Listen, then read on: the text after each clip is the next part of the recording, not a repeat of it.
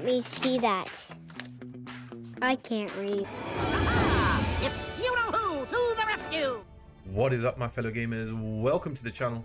I am the Lethal Shinobi, and today I want to apologize. I know I'm a week late, but listen, words on a page mean nothing to me. I wanted to mess around with the actual game and see what impact these patch notes actually had on the game. Let's get into it.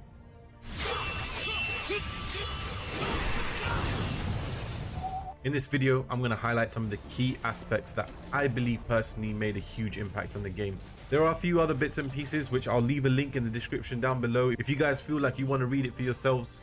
Let's start with the overall key points that the patch notes outlined. So this is patch 3.2.206. It released on the 10th of August alongside the Fire and Darkness DLC and the Lightbringer update. The Fire and Darkness DLC included the Fire Realm, 4 new story missions, 5 new hunt missions, 1 new Explore the Realm mission, 12 new enemies and 5 new bosses. Moving on to the endgame, new Fire Realm Dreamstones. Fire Realm enemies and bosses can spawn in the Ascended Tower of Trials. Lightbringer can be played in the Fire Realm. 30 new in-game earnable cosmetics exclusive to expansion players, and a powerful new amulet and new charm with double primary traits. So other than the new realm and the new enemies included in the expansion, I think the real thing here for veteran players is the fact that the Fire Realm is now included in Dreamstones, the earnable cosmetics, and the 2 new powerful items, the amulet and the charm.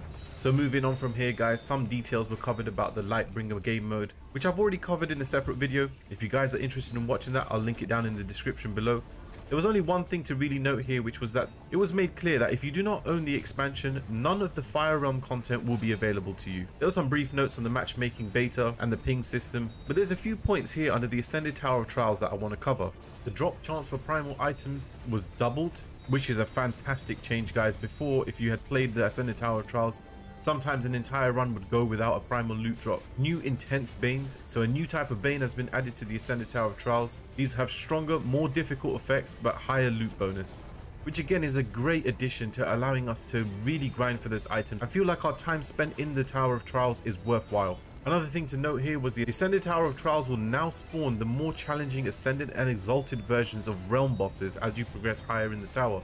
Now, by far, the biggest and best change, guys, that's happened in these patch notes is the revamp to the ailment system.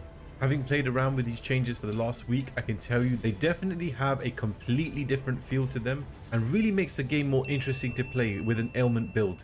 Every single one of the status effects in the game have been buffed by giving them additional effects that are applied to your enemies when you inflict them with the associated ailment.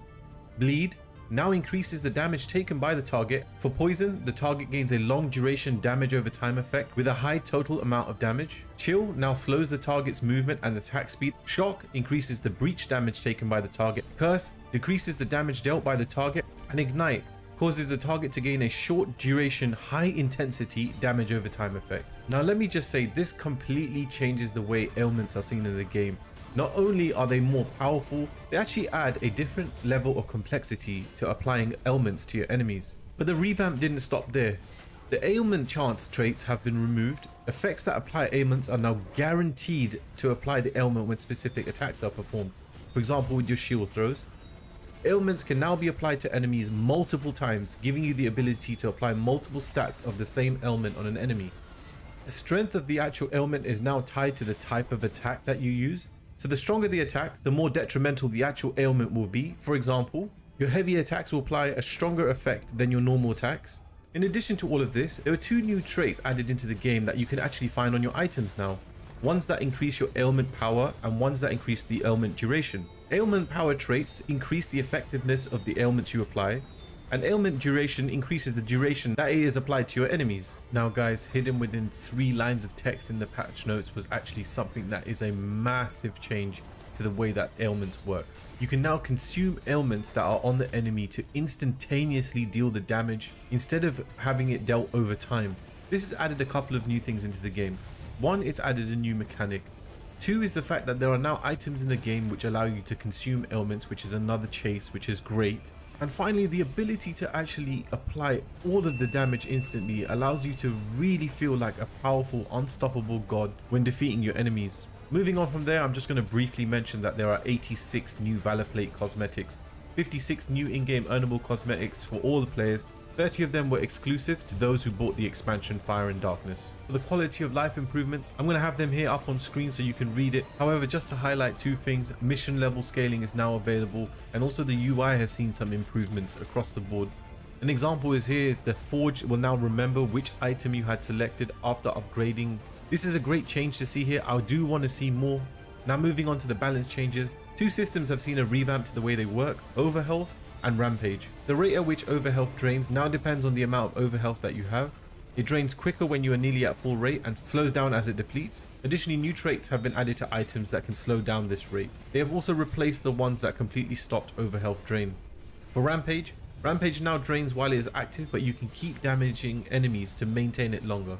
Now guys, we get into a few nerfs. Surety, Archon's Tear and Mesa's Banderole have seen some nerfs.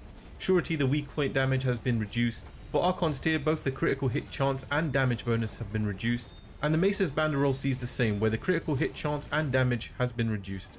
I do feel like these were much needed, as when building your Valor Plate, you had to keep these things in mind because some of them were so overpowered that going into higher endgame activities without them saw you at a disadvantage. Now guys, lastly, there was a hefty section on bug fixes, and I'm not going to go through all of them, but I'm going to outline the ones that are most relevant to me.